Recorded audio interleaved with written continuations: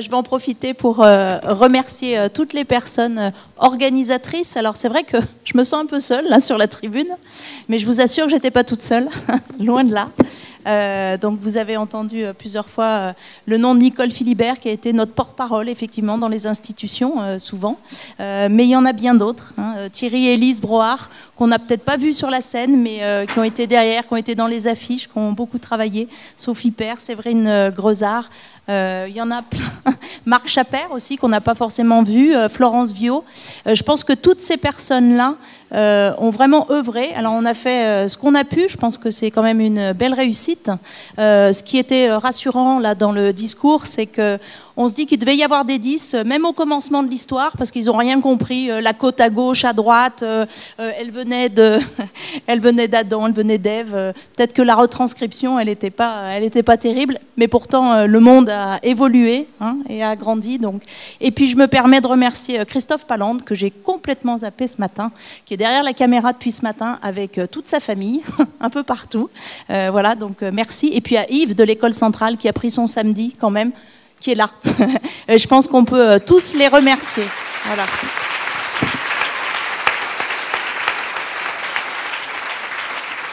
Alors, le docteur Olivier Revol va finir cette journée en nous donnant un petit peu le compte-rendu de chacune des conférences et des tables rondes, et de ce matin et de cet après-midi. Vous n'êtes pas pressé, de toute façon.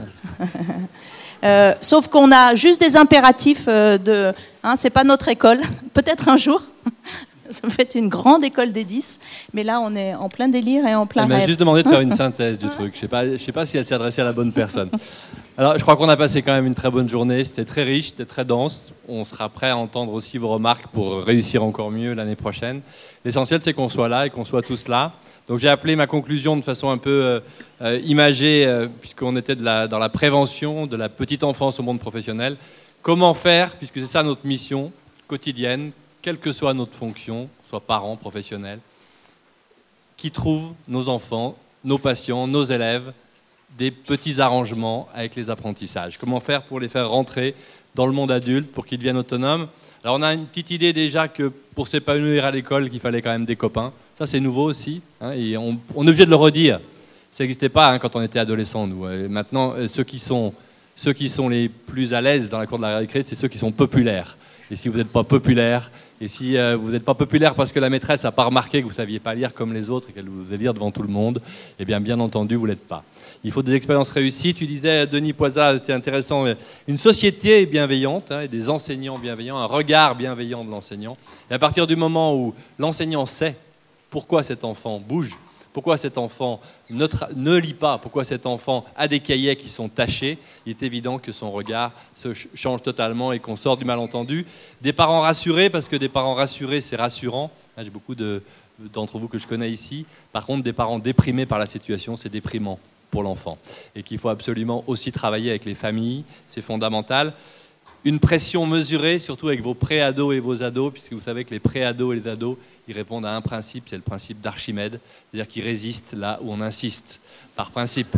Donc si vous insistez uniquement sur la chambre, c'est pas grave, ce sera le bordel. Si vous insistez sur le look, c'est pas grave, il va en rajouter dans le pantalon qui descend. Si vous insistez sur le travail scolaire, alors qu'il ne peut pas, c'est pas qu'il ne veut pas, on l'a vu ce matin, il ne peut pas, bien entendu, c'est catastrophique. Arrêtons d'insister lourdement. Je reprends ce que disait Sandrine de Belsis ce matin, c'est bien. Oui, on est là pour travailler ensemble. On ne peut pas faire ces petits arrangements avec les apprentissages seuls. Et effectivement, je crois que tu disais un truc comme ça, en groupe, on va plus loin, ça, t'as dit ? Seul, on avance. Seul, on avance. Mais à plusieurs, on avance plus loin. Voilà. Moi, je le remets à l'adapt. Hein, ouais. C'est pas... Moi, je vais plus loin aussi.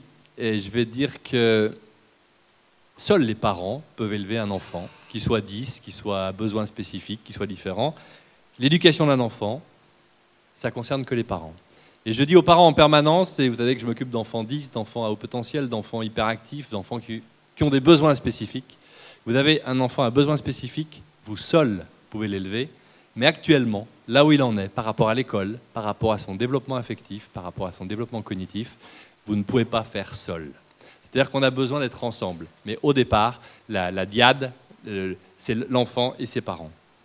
L'importance du diagnostic, ça a été dit, pas eu le temps de finir la phrase de Denis Poisa, tu vas m'aider, mais c'est fondamental de savoir ce qu'a notre enfant. Combien de parents disent il a retrouvé le sourire depuis qu'il sait pourquoi il lit pas, pourquoi il écrit pas, pourquoi il bouge, et qu'on arrête de lui dire, qu'on arrête de lui reprocher un handicap. Parce que me disait un petit gosse, je bouge tout le temps, ou j'écris mal, je ne peux pas faire autrement, et on me punit à cause de ça, on me reproche un handicap. Qui aimerait qu'on lui reproche un handicap?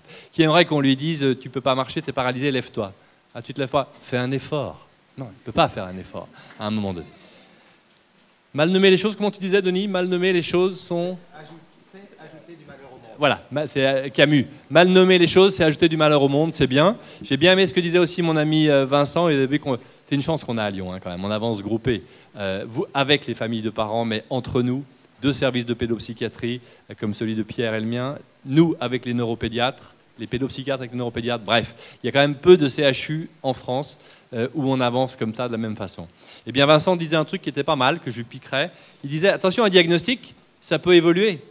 On a des tas d'enfants dysphasiques qui étaient considérés comme des enfants déficients, et puis 4 ans après, on s'aperçoit qu'ils sont dysphasiques, et des enfants déficients, après on s'aperçoit qu'ils étaient dyspraxiques et qu'ils avaient un déficit d'attention, ou qu'ils avaient un multidys qui faisait que tous les éléments du QI étaient abaissés. Il a fallu attendre qu'il y ait un item qui puisse être pris en général dans le WISC 4, qui est beaucoup plus puissant, et qui puisse nous dire, ben non, il n'est pas déficient, il était multidys, ça change tout.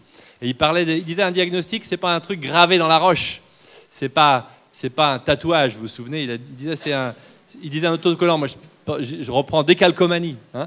C'est-à-dire que le décalcomanie, on se le met et puis on peut l'enlever, tandis que le tatouage, eh bien, il est gravé. Et c'est dommage de graver ça dans la tête d'un enfant et dans le corps d'un enfant. J'avais un autre truc que j'avais rajouté sur le tatouage. Ah oui, le tatouage.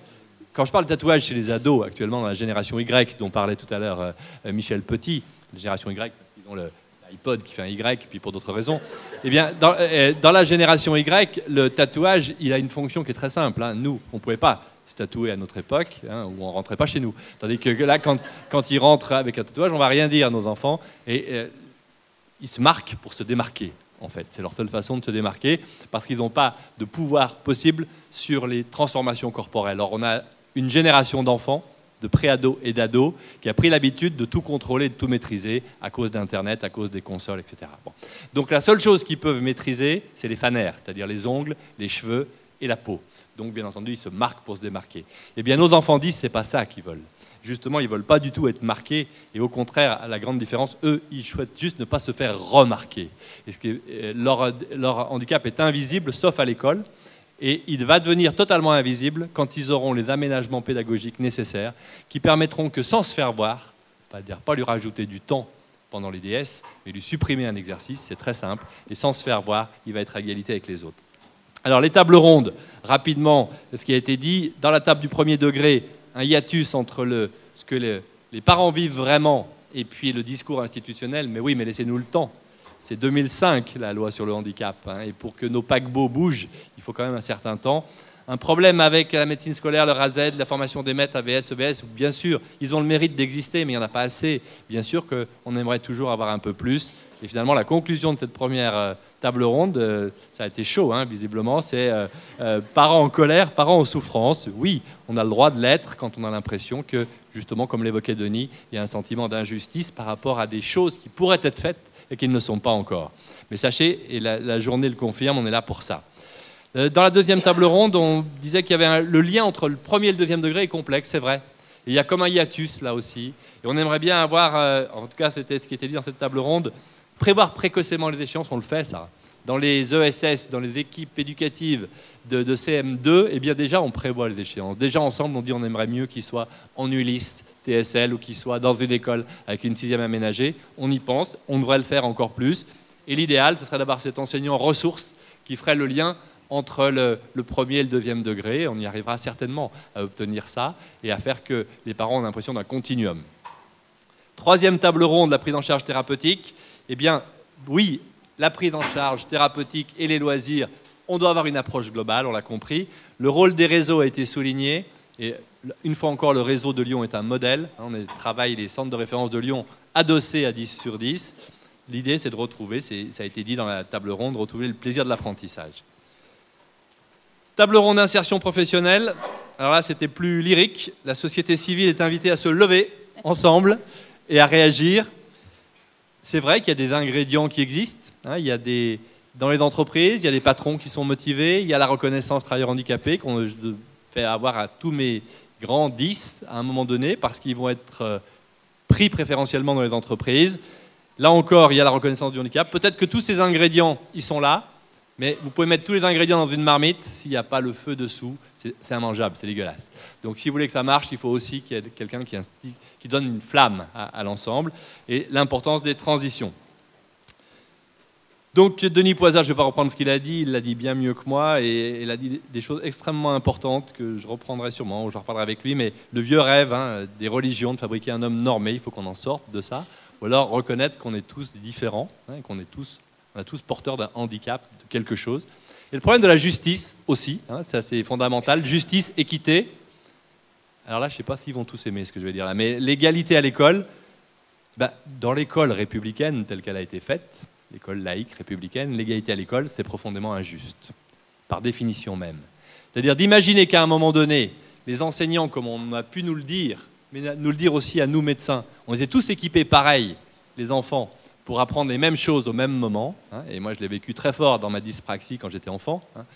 Gaucher, dyspraxique, tremper la plume dans l'encrier à droite, vous voyez le travail. Et quand vous revenez et qu'il y a de l'encre plein de trucs, et qu'avec votre main gauche, vous repassez sur l'encre, et qu'on vous arrache les pages de cahier, vous comprenez pourquoi, 50 ans plus tard, vous avez envie d'être pédopsychiatre, et que vous avez de l'empathie pour ces enfants différents.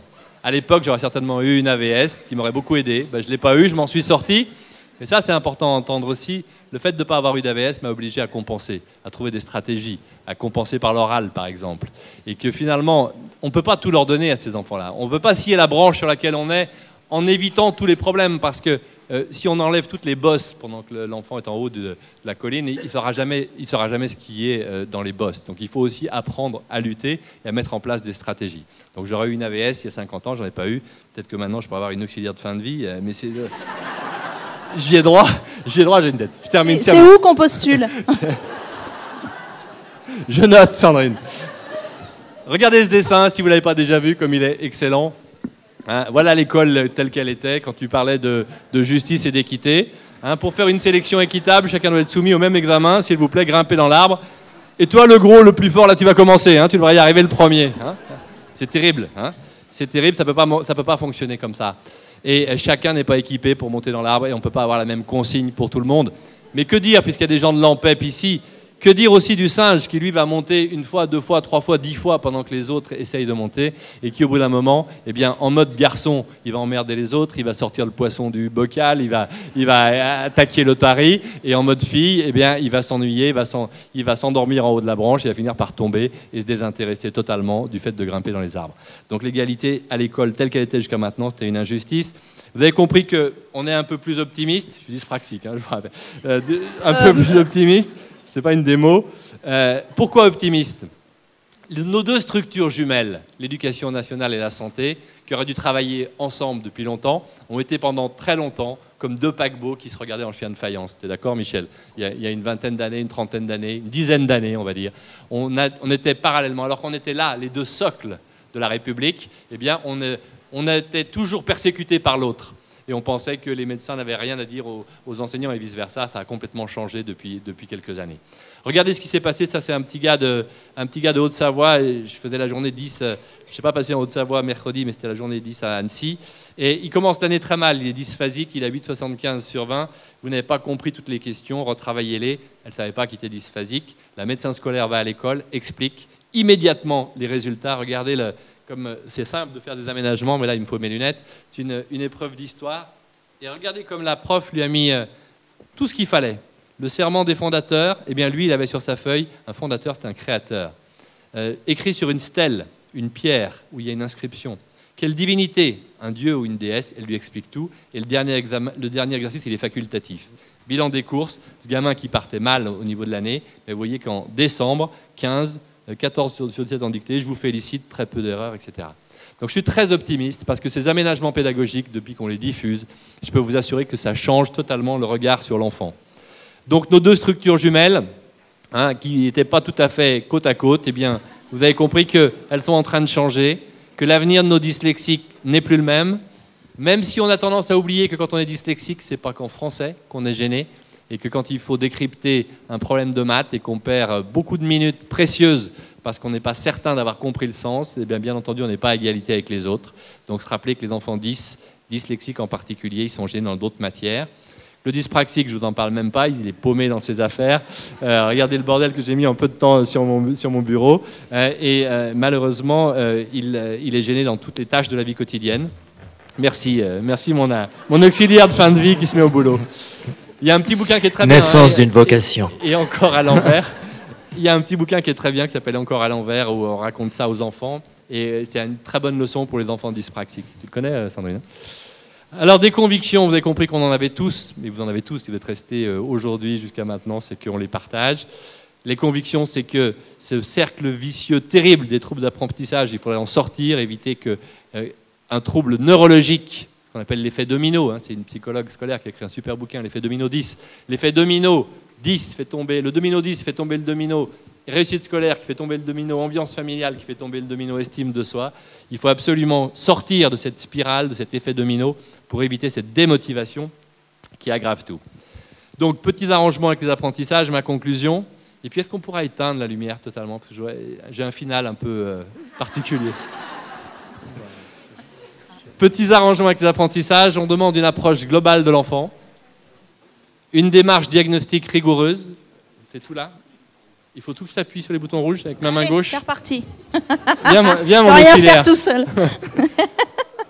Bon, j'attends le signal. Restituer avant tout le désir d'apprendre. C'est ça qu'on attend pour ces enfants-là. Donc de l'optimisme, on en a, et on est un certain nombre à le partager. Il y a indiscutablement un vaisseau qui a fait route vers l'autre depuis quelque temps, et je pense que c'est l'Éducation nationale qui nous tend la main plus que jamais. Ça fait la 4e fois qu'on est invité. Moi, j'ai été invité par 3 rectorats cette semaine, par les recteurs pour aller parler dans différentes villes. Donc il y a vraiment un échange, un partage d'expériences. Et on a besoin du retour. On parle beaucoup avec Michel Petit, on a besoin du retour de l'Éducation nationale. Éviter qu'il y en ait un qui aille trop près des côtes quand même, mais on va se débrouiller. Et on pourrait dire un jour, ensemble, que les deux vaisseaux soient côte à côte. C'est notre rêve. Et que pour que tous les enfants s'épanouissent à l'école, yes we can. Alors, il pique tout à tout le monde. J'ai une dernière conclusion. Vous avez vu que j'avais des convictions et que je n'ai pas de certitude. Et que je vais terminer par une espèce de mea culpa, parce que les enfants que j'ai vus il y a 25 ans, 20 ans, 15 ans, je les ai vus grandir. Il y en a beaucoup, ils se reconnaissent ici, les Maxime, les Théo, les Guillaume, etc. Ils ont maintenant passé par des voies un peu alternatives, mais ils ont réussi. Ils ont passé par un bac professionnel, et puis un BTS international, et puis la plupart d'entre eux s'en sont sortis. Et je me rappelle à l'époque, j'avais tendance quand même à dire aux parents et aux mères en particulier, mais lâchez-le. Lâchez-le, le développement affectif et cognitif, on l'a vu ce matin, s'entrechoque tout le temps, vous en faites trop et vous l'étouffez. Et puis je me rends compte que finalement, tous ceux qui ont réussi maintenant et qui m'amènent leurs enfants, c'est parce qu'on les a accompagnés, parce que personne n'a jamais lâché, parce que quelqu'un était toujours là, à épuiser un peu les uns et les autres, à nous harceler de mails, à harceler la MDPH, à harceler l'école, mais qu'ils ont quand même réussi, je pense à des personnes en particulier. Donc accompagner l'enfant 10 à l'école jusqu'au bout, ça devient véritablement, et c'est là qu'il faut éteindre, l'accompagnement de ces enfants, et surtout quand il est réussi, il ressemble vraiment à ce type de, à ce type de parcours. Non, il ne ressemble pas à ça, il ressemble à ça. 该起床喽，该上学啦。 Ça commence dès le matin, accompagner un enfant en difficulté scolaire. Comment Impliqué. Quel que soit le milieu social, ça commence par un bon petit déjeuner. Dans des transports en commun, l'amener chez l'orthophoniste, l'amener à l'école, l'amener personnellement, jamais lâcher. Refaire toujours et toujours les mêmes exercices et recommencer. Faire autre chose en même temps, parce que les mamans ont autre chose à faire. D'accompagner, courir, refaire, refaire et refaire. Jamais lâcher prise, même s'ils sont crevés. Remettre dans le bon axe. Réparer quand c'est blessé. Ne jamais lâcher l'affaire. Recommencer jusqu'au jour où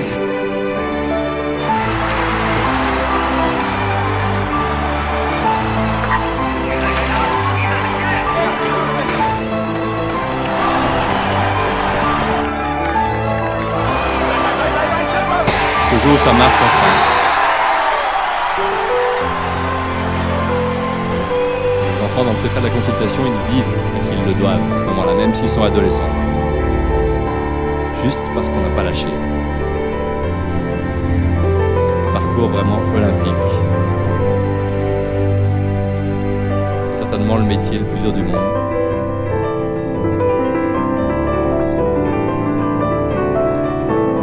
Merci de votre attention. Proud sponsor.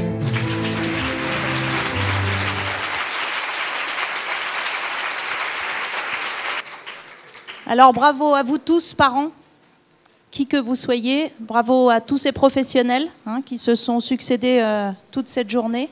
Et puis peut-être un petit mot pour que nos jeunes ils se sentent mieux aussi. C'est pas ils sont dyslexiques ou dyspraxiques ou dyscalculiques ou aux troubles de l'attention. Ils sont d'abord Pierre, Paul, Jean-Jacques, Kevin, et ils ont effectivement une difficulté, un dysfonctionnement qui entrave parfois le parcours. Voilà. Bonne soirée à tous.